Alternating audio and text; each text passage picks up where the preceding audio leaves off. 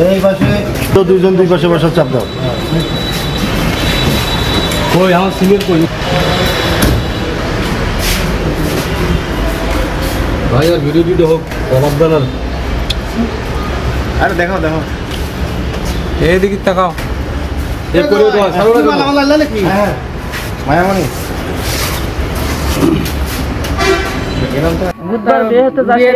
সে রাতে এই ঘটনা সে বড়ি খিলেছে, 6টা বড়ি খাওয়াছে, তারপর রাতে 3টের সময় মুড়ি মাখা খিলেছে, পিঠে খিলেছে। খিলেনের পরে ওরা ঘর গেছে, ছেলের কাছে ফোন দিছে, ছেলে বলছে আমি আসি। সে কথা কয় আর অন্য ছেলে পেলে আসে এলে ঘরের মধ্যে ঢুকছে। তারা কয় হলে চিড়া কাপড় পিন্দে দেওয়া ফেসবুকে ছেড়ে দেয় আমরা পাগলি হ্যান ত্যান এগুলো অনেক কিছু বলছে।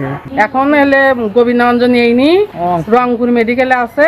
মিয়া আমাকে অসুস্থ খুবই, বাসে কি নাই বাসে পাইনি। মিয়ার বাপু হলে চিন্তাতে ব্রেন স্ট্রোক করছে, নাক মুখ দক্ষ করি। আমরা হলে ফাঁসি চাই, বিচার চাই। ওই যেগুলো ছেলে পেলে গে করছে তাকে আমরা ফাঁসি চাই। গতকাল সম্ভবত 1টা-1:30টার দিকে কাকুলি নামে একজন রোগী, ওনার বিয়ে হয় হচ্ছে মহিমাগঞ্জে, সাহেবগঞ্জ এলাকায়।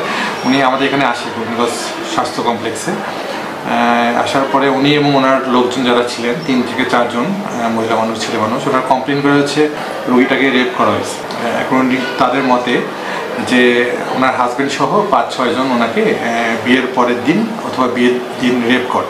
এবং আমরা তৎক্ষণাৎ মহিলা অ্যাটেন্ডেন্ট সহ পরীক্ষা করে যেটা পাওয়া যায় সেটা হচ্ছে ওনার পার ভ্যাজাইনাল ব্লিডিং ছিল, রক্তপাত হচ্ছিল এবং ওনার শরীরেও কিছু ক্ষতচিহ্ন ছিল, যার কারণে আমরা দেখে প্রাথমিকভাবে রেপ কেসই মনে হয়েছে। এবং ভ্যাজানের ভিতরে একটু ল্যাসিরেশন বুরিজ টাইপেরও ছিল। পরে আমরা যেহেতু রক্ত যাচ্ছে ওই জন্য রক্ত ম্যানেজ করার জন্য হার্টসল এবং অন্যান্য ফ্লুইড টুলিড দিয়ে রক্ত বন্ধ করার ইঞ্জেকশন দিয়ে ভর্তি করে দিই। পরে রোগীটার আর একটু যাচাই বাছাই করে রোগীটার অবস্থা যখন একটু ক্রিটিক্যাল হয় তখন আমরা ওয়ান স্টপ ক্রাইসিস সেন্টারে রোগীটাকে রেফার করি।